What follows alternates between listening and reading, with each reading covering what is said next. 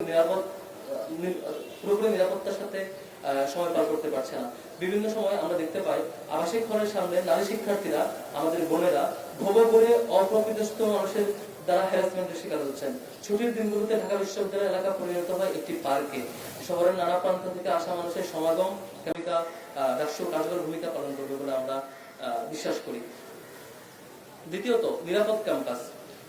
আমাদের ডাকসুর পাশাপাশি আমরা চাই নিরাপদ ক্যাম্পাস বিনির্মাণে বিশ্ববিদ্যালয় প্রশাসন দৃশ্যমান ও কার্যকর পদক্ষেপ গ্রহণ করবেন।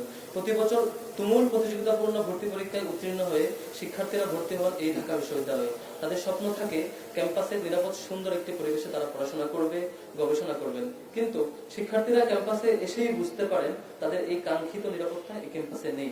সম্প্রতি ক্যাম্পাসে সংঘটিত বিভিন্ন অপ্রীতিকর ঘটনা শিক্ষার্থীদেরকে আরো উদ্বিগ্ন করে তুলেছে। ফলে শিক্ষার্থীরা কার্যত ভয় ও শঙ্কার মধ্যে ক্যাম্পাসে দিনাতিপাত করছে, যেটি আমাদের মানসিক স্থিতিশীলতার জন্য ক্ষতিকর। শিক্ষার্থীদের আবাসিক হল, ক্যাম্পাস, টিএসসি ও আশেপাশের এলাকা আজ শিক্ষার্থীরা পুরোপুরি নিরাপত্তার সাথে সময় পার করতে পারছে না। বিভিন্ন সময় আমরা দেখতে পাই আবাসিক হলের সামনে নারী শিক্ষার্থীরা, আমাদের বোনেরা ভোগ করে অপ্রকৃতস্থ মানুষের দ্বারা হ্যারাসমেন্টের শিকার হচ্ছেন। ছুটির দিনগুলোতে ঢাকা বিশ্ববিদ্যালয় এলাকা পরিণত হয় একটি পার্কে। শহরের নানা প্রান্ত থেকে আসা মানুষের সমাগম ক্যাম্পাসের পরিবেশকে আরো বেশি অনিরাপদ করে তুলছে। এহেন পরিস্থিতিতে ডাকসু কার্যকর না থাকার ফলে এই নিরাপত্তা সংকট আরো তীব্রতর হচ্ছে।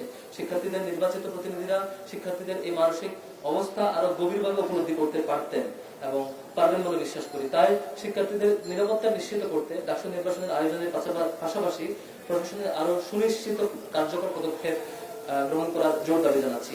উল্লেখ্য যে বর্তমান প্রশাসন চলতি বছরের জানুয়ারি মাসে শিক্ষার্থীদের দীর্ঘদিনের দাবির প্রেক্ষিতে ক্যাম্পাস এলাকায় বহিরাগত ব্যক্তি ও যানবাহন নিয়ন্ত্রণ শুরু করলে শিক্ষার্থীদের মধ্যে নিরাপদ ক্যাম্পাসের বিষয়ে আশা সঞ্চার হয়। কিন্তু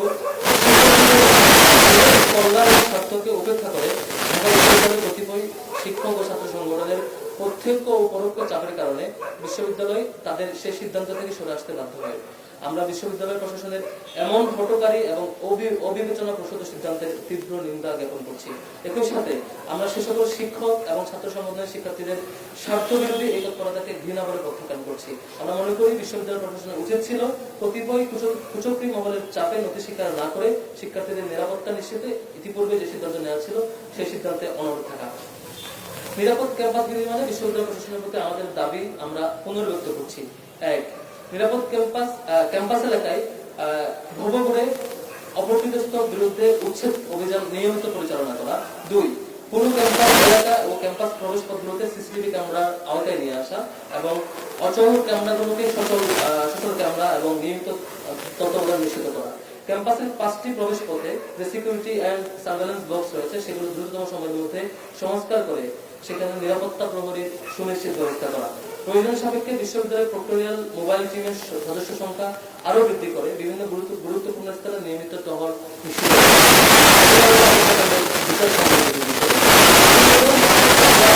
ইতিমধ্যে ক্যাম্পাস ও আশেপাশের এলাকায় চরম অনিরাপত্তার বলি হয়ে সোহরাওয়ার্দী উদ্যানে আমাদের নির্মমভাবে খুনের শিকার হচ্ছে ঢাকা বিশ্ববিদ্যালয়ের শিক্ষা ও গবেষণা ইনস্টিটিউটের 2018-19 সেশনের শিক্ষা এবং স্যার এ.এফ. রহমান হলের শিক্ষার্থী শাহরিয়ার আলম সাম্য।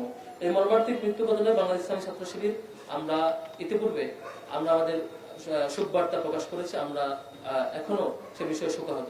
সাম্য শুধু একজন শিক্ষার্থী ছিলেন না, তিনি 24-এর অভ্যুত্থানে 24-এর আন্দোলনে অন্যতম সহযোদ্ধা ছিলেন। সাম্য একই সাথে তিনি স্যার এ.এফ. রহমান হলের আমাদের বন্ধুপ্রতিম সংগঠন ছাত্র দলের সাহিত্য প্রকাশনা সম্পাদক ছিলেন। সাম্য হত্যাকাণ্ডের অনেকদিন পেরিয়ে গেল এখনো বিচার নিশ্চিতকরণে কার্যকর উদ্যোগ পরিলক্ষিত হয়নি। যদিও আমরা একটি তদন্ত রিপোর্ট দেখেছি। আমরা স্পষ্টভাবে বলতে চাই বাংলাদেশের দীর্ঘদিনের বিচারহীনতা যে সংস্কৃতি সেটি যেন আমরা সাম্যের বিচারের প্রক্রিয়াকে আবারও সেটির শিকার হয়ে অপ্রয়োজনীয়ভাবে বিলম্বিত না করে আমরা অবিলম্বে বিচার প্রক্রিয়ার আনুষ্ঠানিকতা শুরু করার জন্য জোর দাবি জানাচ্ছি।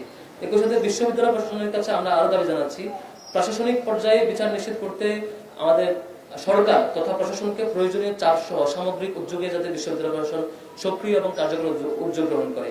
সাম্য হত্যাকাণ্ডের ঘটনায় বিশ্ববিদ্যালয় প্রশাসন গত 18 মে রবিবার স্বরাষ্ট্র উপদেষ্টা লেফটেন্যান্ট জেনারেল অবসরপ্রাপ্ত জাহাঙ্গীর আলম চৌধুরীর সাথে সাক্ষাৎ করলে মামলাটি হত্যার তদন্ত গোয়েন্দা সংস্থার ডিবির কাছে হস্তান্তর করতে বলেন।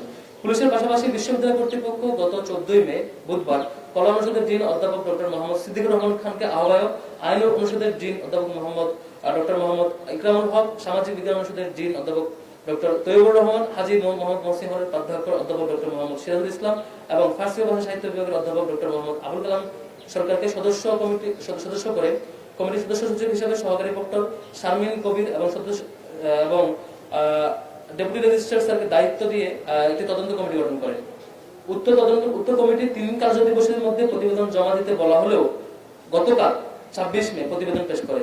আমরা উক্ত কমিটির প্রতিবেদন জমা দেওয়ার দীর্ঘসূত্রিতা এবং প্রকাশিত প্রতিবেদনে অসন্তুষ্টি প্রকাশ করছি। আমরা চাই ঘটনার মূল রহস্য উদ্ঘাটন করে দোষীদের শাস্তি নিশ্চিতে প্রশাসন ত্বরিত পদক্ষেপ নেবে এবং সে ত্বরিত পদক্ষেপ নেওয়ার জন্য জোর দাবি জানাচ্ছি। জুলাই অভ্যুত্থান পরবর্তী ক্যাম্পাসে বিশ্ববিদ্যালয় প্রশাসন তার সকল কাজকে আরো অংশীদারিত্বমূলক এবং জবাবদিহিতামূলক কার্যকরী করতে বিশ্ববিদ্যালয়ের উপাচার্য, উপ-উপাচার্য এবং উপাচার্য প্রশাসন ও শিক্ষা, কোষাধ্যক্ষ, রেজিস্ট্রার ও প্রক্টর স্যারকে নিয়ে একটি সিনিয়র ম্যানেজমেন্ট টিম তথা এসএমটি একটি টিম গঠন করে। কিন্তু আমরা অত্যন্ত দুঃখের সাথে লক্ষ্য করছি প্রশাসনের এই টিম ক্যাম্পাস নিরাপত্তা নিশ্চিত করতে দুর্বলতার পরিচয় দিয়েছে। ঢাকা বিশ্ববিদ্যালয়ের শিক্ষার্থীদের নিরাপত্তার মতো স্পর্শকাতর একটি ইস্যুতে এই টিমের দুর্বলতা সকলের সামনে স্পষ্ট হয়েছে। ইসলামী ছাত্র শিবির ঢাকা বিশ্ববিদ্যালয় শাখার পক্ষ থেকে ক্যাম্পাসের সার্বিক নিরাপত্তা সহ শিক্ষার্থী বান্ধব পরিবেশ সংরক্ষণে যথাযথ উদ্যোগ গ্রহণের দাবি পুনর্ব্যক্ত করছি। আমাদের মৌলিক দাবিগুলো হচ্ছে মূলত: 1. অবিলম্বে ডাকসুর রোডম্যাপ ঘোষণা করে শিক্ষার্থীদের প্রতিনিধি নির্বাচনের অধিকার ফিরিয়ে দিতে হবে। 2. ক্যাম্পাস নিরাপত্তা নিশ্চিত করতে দ্রুত কার্যকর ও কঠোর পদক্ষেপ গ্রহণ করতে হবে। ক্যাম্পাসে পূর্বের ন্যায় যান চলাচল ও বহিরাগত প্রবেশে সীমিতকরণ নিশ্চিত করতে হবে। 3. অবিলম্বে সাম্য হত্যার বিচার নিশ্চিতকরণে আনুষ্ঠানিক কার্যকর উদ্যোগ গ্রহণ করতে হবে। ছাত্র জনতার গণঅভ্যুত্থান পরবর্তী বিশ্ববিদ্যালয় প্রশাসনের কাছে আমাদের প্রত্যাশা ছিল আরো অংশীদারিত্বমূলক, জবাবদিহিমূলক, কার্যকরী ও নিরাপদ ক্যাম্পাস বিনির্মাণ করা। শিক্ষার্থীদের দীর্ঘদিনের দাবি নিরাপদ ক্যাম্পাস, ছাত্র সংসদ নির্বাচন সহ মৌলিক দাবি সমূহ পূরণ করে ক্যাম্পাসের সুন্দর পরিবেশ পুনর্নির্মাণ করা এবং কিন্তু প্রশাসন এই দাবি পূরণে ব্যর্থতার পরিচয় দিয়েছে। আমরা তাই জোর দাবি জানাচ্ছি ফ্যাসিবাদ বিরোধী আন্দোলনে আমাদের সহযোদ্ধা এবং বন্ধুবান্ধব সংগঠন ছাত্রদল নেতা শাহরিয়ার আলম সাম্য হত্যাকাণ্ডের বিচার নিশ্চিত করতে আইন শৃঙ্খলা বাহিনীকে চাপ প্রয়োগ করে অতি দ্রুত বিচার নিশ্চিত করা এবং রহস্য উন্মোচন করুন এবং অতি দ্রুত সময়ের মধ্যে ডাকসু নির্বাচন কমিশন গঠন করে ডাকসু নির্বাচনের তফসিল ঘোষণা করুন এবং একটি শিক্ষার্থী বান্ধব ও নিরাপদ ক্যাম্পাস বিনির্মাণে কার্যকর উদ্যোগ গ্রহণ করুন।